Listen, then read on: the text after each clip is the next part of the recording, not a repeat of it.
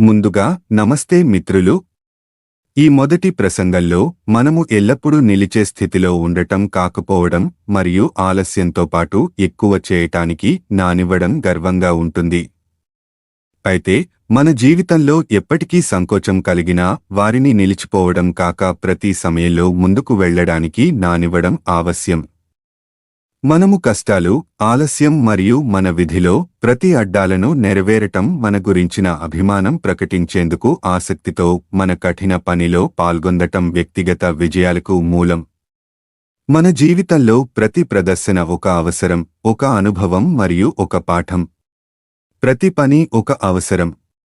ఆలస్యం మరియు అనేక విఘ్నాలు మనకు కష్టం కలిగిస్తాయి.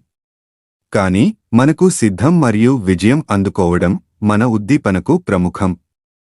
మనము గాల్స్ మీద గోల్స్ సాగడం, కష్టాలు గొప్ప పనిలో మార్చడం మరియు విజయాల్లో పాల్గొందడం మన గురించిన అభిమానాన్ని తెలియజేస్తుంది. మనము ప్రతిదిన ప్రయత్నం చేస్తుంటే మనకు తప్పించినట్లయితే మన సంతోషం మరియు ఆత్మవిశ్వాసం పెంపబడుతుంది. సమయం పట్టుబడి పెంచకుండా సంఘటనల గురించి మంచిది ప్రాముఖ్యత ఇస్తే మేము మార్గదర్శకులుగా నిలిచిపోతాం.